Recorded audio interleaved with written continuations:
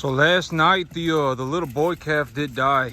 Yeah, when I got home from work yesterday, he was not looking very good at all. I was like, yeah, he's about to drop. But he did die last night.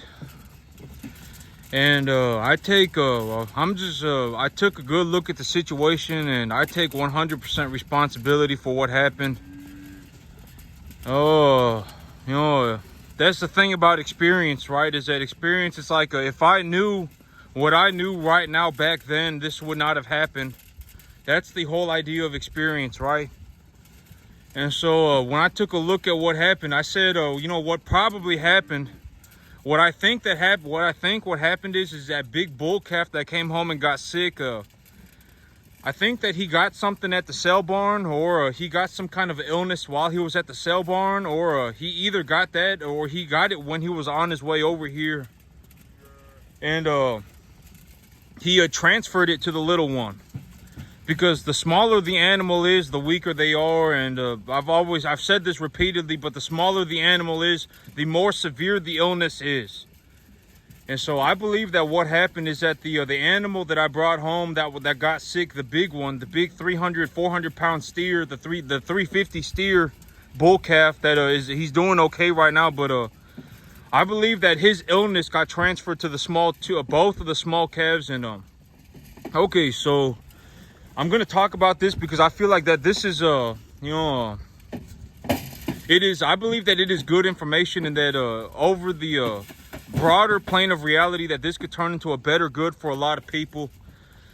But for the small little tiny calves, this is something that I was thinking about yesterday. But for the small little tiny calves, you really have to kind of leave them on their own completely for about the first 2 weeks. For about the first month, until they're about 200 pounds. You have to have them separated from the herd entirely. Because like if you're bringing home sale barn calves every single week, there's a very good chance I've had to medicate about a quarter to a third of my animals for illness. And there's a very good chance if you bring home 5 animals that one of them's going to get sick. One of them is going to be sick, or it's going to get sick. If you bring home 4 calves, you're probably going to have to give one of them medication. And so when you're like me, when I'm bringing home sale barn calves like that, you can't have the little ones next to the big ones. I did not think about that, but when I look back at it now, and I just, when I look back at it now, it seems very obvious. But it's like I should have had the small calves on, on their own until they were about 200 pounds. And also, I should have given them a 2-step vaccination program. I should have given a 2-step vaccination. But in the future, if I do, I'm not sure if I'm going to raise little bottle calves. If you raise a little bottle calf, you can make about an extra $100, $150 on it. But maybe when I go to a new farm, maybe when I have more land. But as of right now, the thing that I do the best at, that I make the most money on, is bringing home these 2 to 2.5 weight animals and taking them to about 7.5. That's where I make the most money. And I could make more money raising bottle calves, but the thing is that if I'm going to raise bottle calves, I need to have a whole facility set up for them, specifically just for the small little bottle calves. And I'm going to put them on a 2-step vaccination program. I'm going to give them a killed vaccination on the first shot, and then a modified live on the second shot. And I'm going to leave them off in a pen by themselves until they're 200 pounds. In the future, if I decide to raise more bottle calves, or because ultimately it's going to happen at one point, I'm going to have to raise bottle calves, even if sometimes the mama cow dies, right? Dies during delivery. Sometimes the mama cow gets mastitis. Sometimes the mama cow just doesn't take care of her calf. Ultimately, there will be a time and a place where I will need to raise a bottle calf. Maybe I find a good deal on a bottle calf, on a set of bottle calves. Something will happen, and I will ultimately need to raise bottle calves again sometime in my future. But if I were going to raise bottle calves again in the future, I would have a different plan in place. I would have I would do things differently. I would give them a 2-step vaccination program. I would leave them on their own in a separate pen by themselves until they were 200 pounds. And I would not put them near the other animals until they were about 200 pounds. And they had both rounds of vaccinations and, that is how I would do it in the future. And so, but he did die yesterday. And so, I thought about it, and I sat there and I thought about it. And I was like, yeah, that one was entirely my fault. Not entirely, well, I'm going to say, because the thing is, it's like, if I knew what I knew right now back then, I would have done things differently. And so I'm not gonna blame me. I'm not gonna say. I am gonna say that I hold myself accountable. That's what I'm gonna say, because I'm not gonna say it's my fault. Because if I say it's my fault, it's like God knows, right? God knows that if I knew better, I would have done better. Like if I knew what I knew right now, I would have done it. I think that one of the greatest sins of man is that they hold on to their pride until the day they die. I think that is what I think that one is, even if they see an opportunity to do better, they will hold on to their pride before they go and do better. That is what I believe is one of the ultimate sins of man, one of the biggest sins of man. But me, if I had known a better way, I would have just done it that way. I don't really, I'm not going to sit here and hold on to my pride and be like, that is not that is just, that's just me personally. If I had known better, I would have done better. 100%, And so I sat there and I thought about what happened, and I made a new plan for myself, and I said, okay, in the future, if I bring home bottle calves, I'm going to do it like this. And yesterday I did file my taxes too. And so yesterday I filed my taxes, and I got to see how much money I made. But I brought home a net profit on this 10-acre field. I brought home a net profit of about $45,000. It was between $40,000 and $45,000 for the year. I ran all the numbers 100%, and I don't remember the number exactly, but it was somewhere between $40,000 and $45,000. And I made a gross income of about it was like it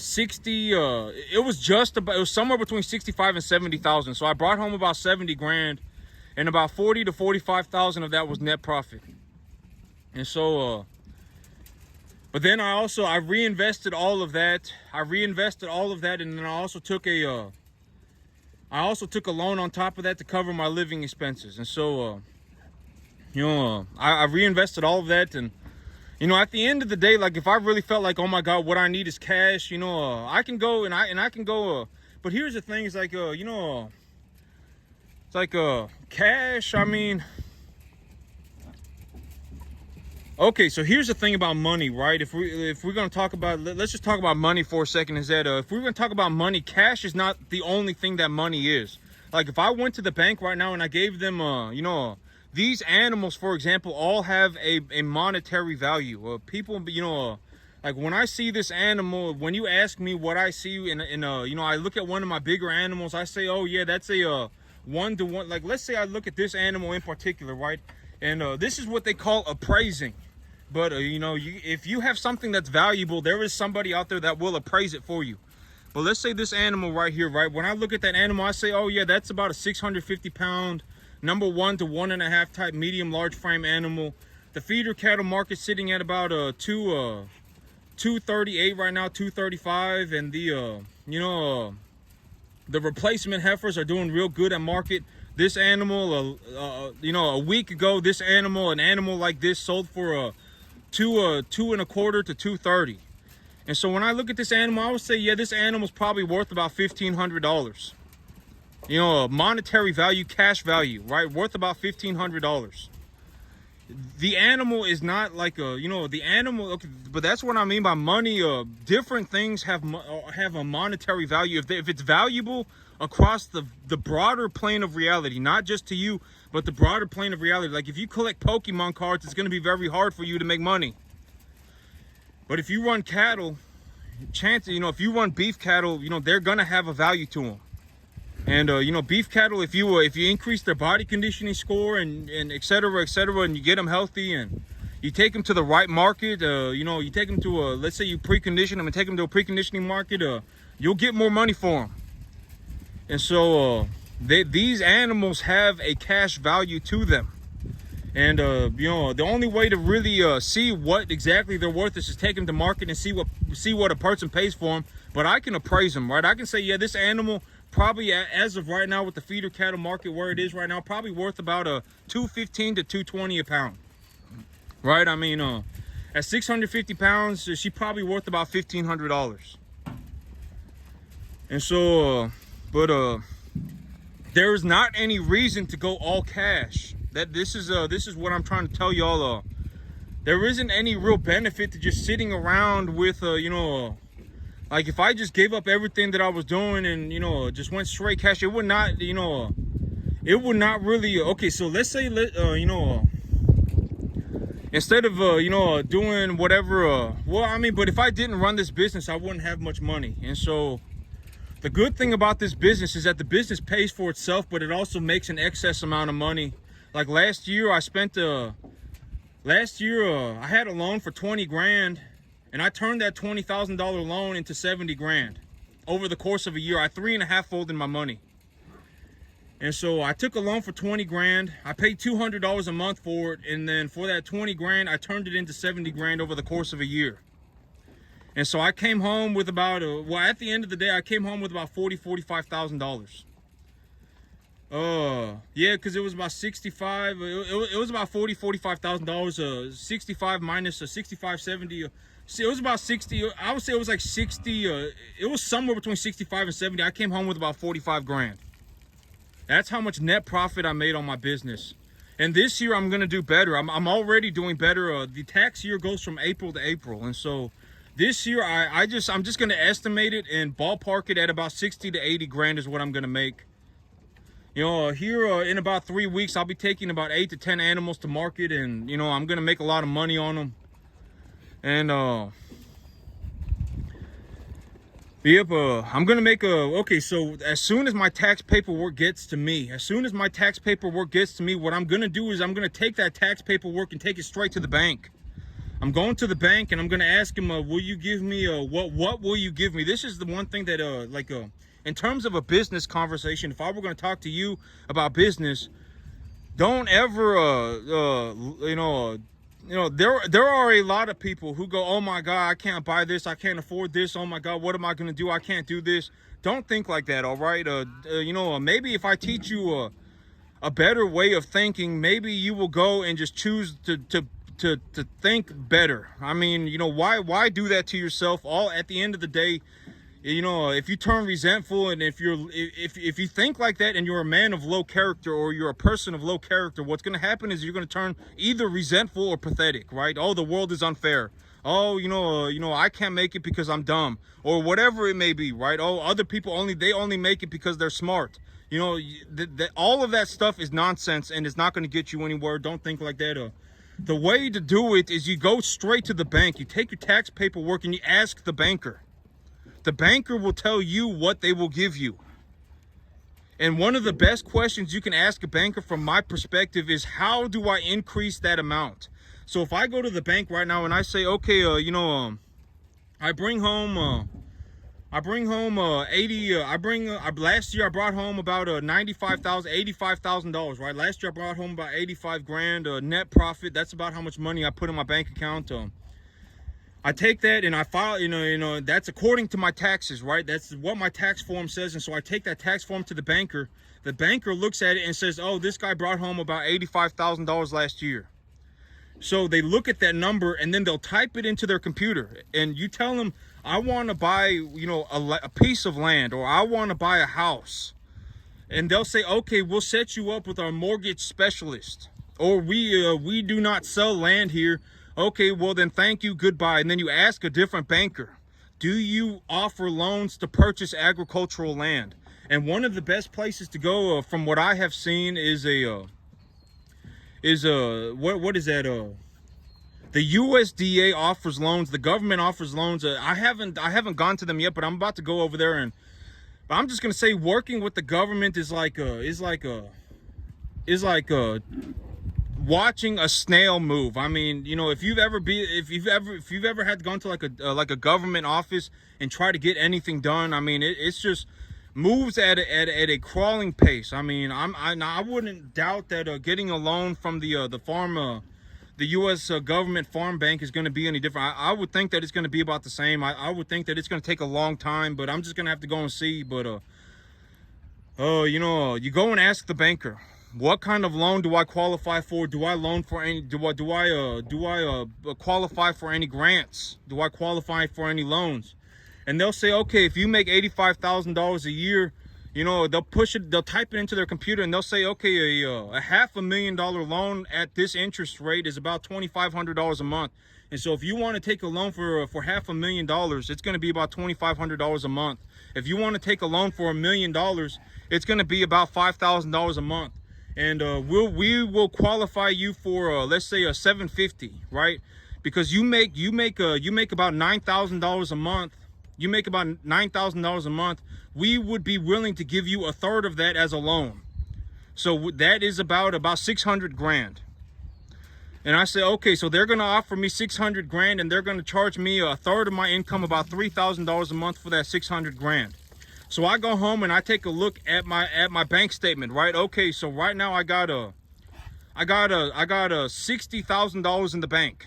If I have $60,000 in the bank, and the banker is offering me a $600,000 loan for $6,000 a month, or excuse me, for $3,000 a month, I can pay 20 months of that loan. If I just stopped working tomorrow, I could still pay 20 months of that loan.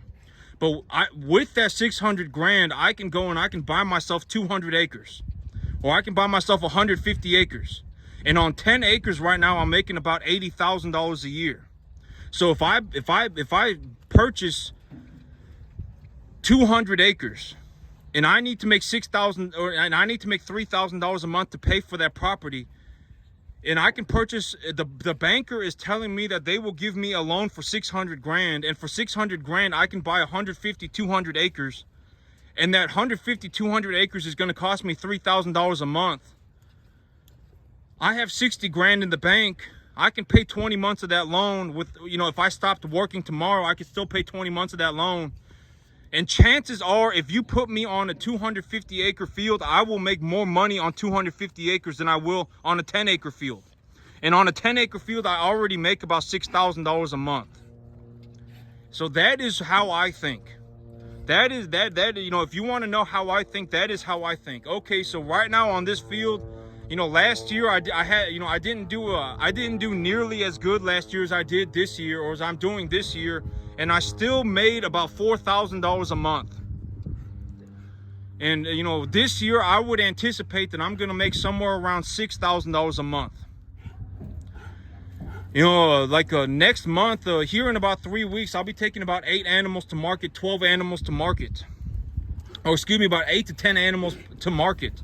And I'm going to make good money on them. Like this animal right here, the one that's following me around, chewing on my pants. I mean, you know, she probably, I would say she's gonna be close to about I would say she's somewhere around 575 right now. Yeah, about 575. But here in about 3 weeks, she's gonna be about 6.5. I would say in about 3 weeks, she's gonna be about 6.5. And you know, number 1 to 1.5 type medium large frame animal, thick across the back, good muscling, good fat content. You know, she got good fat on her. She's not too lean. This is a good 1 to 1.5 type medium large frame animal, black hided, no horns, good animal right here. I'm probably gonna make a lot of money, and so you know, this year I would anticipate that I come home with about 60 to 80 grand, and that is you know, I may come home with 60 to 80 grand and a new truck. I honestly may. That may be my situation, because like if I come home with you know, let's say in the next 6 months I come home with an extra 30 grand, and I also have to reinvest my living expenses. I don't just invest 30 grand, I have to invest 70 grand, because my living expenses for the year are about 40 grand. And so I'm gonna have to you know, if you know, I've already told you what my business plan is about half a dozen times. I mean, I reinvest all of my earnings, and then I take a loan for the amount that is my living expenses, and then I invest everything into my business, right? That is how I run things. And I'm not suggesting you do that, because if you do that and you fail, you will lose everything forever. But that is how I do things. But You know, if I come home with an extra 30 grand, not only do I have that 30 grand, but I also have the $40,000 loan that I need to invest on top of it. And so I need to invest 70 grand. And if I invest 70 grand, that's like 90 to 100 cattle. And if I run 90 to 100 cattle and I make I could end up making somewhere around $90 to $100,000 on my 10-acre field. But I also don't want to be in a situation where I have 100 cattle on my 10-acre field. I don't want to be in that situation. And how do I get out of that situation? So instead of buying 100 cattle, I buy 50 cattle and I buy a new truck with the other 50. The money that I have for the other 50, the money that I have for the other 50, I buy a new truck with it. That is how I get away from having to purchase 100 cattle and still get tax deductions, etc., etc. And so, but yesterday I did file my taxes. I filed my taxes. I came home with about 45 grand last year. This year I'm going to do more. I'm doing real good for myself. Yeah, I'm gonna have to figure out what I'm gonna do, because I'm gonna have to buy more land. As soon as I get my tax paperwork back, that is my plan. Is it's gonna take about 2 weeks, and in about 2 weeks I will get my tax paperwork back. And when I get my tax paperwork back, I'm gonna take that paperwork straight to the bank, and I'm gonna ask the banker, what can you give me for this? And they will type it into their computer, and they will say, these are your options. We can give you this, we can give you that, we can give you this, we can give you that. And I'll say, okay, and I'll look through them, and maybe I'll even go to a few different banks and see what the other banks are offering, and and I'll get myself a loan, and maybe the big plan, the big thing that I need to do right now is buy more land. Because let's just be honest, like I own, the extra $5,000 a month that I make running cattle in my backyard, the extra 60, 70 grand that I make, the extra $5,000-$6,000 a month that I bring home from running cattle in my backyard. It's good, right? It's fantastic. It puts me in a situation where, like, I legitimately have so much money that I can't even spend it, right? It legitimately puts me in that situation. But in the long term, Lucy, leave her alone. But when I look at things, it's like, am I really more at risk? Like, if I know that I can make $6,000 a month running cattle in my backyard, am I really at risk when I buy a 200-acre field for $5,000 a month? Like, am I really at risk if I purchase a 250-acre field for $5,000 a month? Is that really putting me at risk? Not really, right? I mean, because chances are, if I have to pay $5,000 a month for a 200-acre for a 250-acre field, if I have to pay $5,000 a month for it, and I'm already making $5,000 a month on a 10-acre field, I will probably make more money on a 250-acre field than I would a 10-acre field. I probably would. A lot more money is what I would be willing to anticipate, right? I mean, if I legitimately just went to that 250-acre field and portioned off just 20 acres of it and ran cattle on that 20 acres, I would probably make something like, $9,000-$10,000 a month. And so, like, I'm not really at risk. This is what I'm trying to show people, that the risk does not really exist. Like, if you're deathly terrified about a loan that's gonna, you should just think about it, right? Like, if the banker is offering me a piece of land, a 200-acre field, for $5,000 a month, and me, as of right now, I have the capacity to make about $6,000 a month on a 10-acre field, is it really more risky for me to buy the 250-acre field? Is it really? Not really, right? Because 250 is 10 times 25. I can probably make more money on a 250-acre field than a 10-acre field. That is what is going through my head right now. I'm more at risk of losing money if I don't do this than if I do this, right? And my business is very important. The beef does not just fall out the sky. It's very important that I do this, right? Somebody's got to grow the beef, and somebody's got to do it, right? I mean, the beef is not just going to fall out the sky and land in the supermarket shelves. It's just not going to happen. And so, I mean, it's a multi-dimensional situation. It's not as easy as I just got a bunch of money and, you know, and I'm just going to go and do whatever I want. It's not that easy. The entirety of the situation is that I believe highly in what I do. What I do is very important. The beef is not just going to fall out the sky. You know, the reason that most people can't do this business is because the business is incredibly hard. I mean, you know, I make about $6,000 a month on my 10-acre field, and for about $5,000 a month, I can purchase about 200 acres.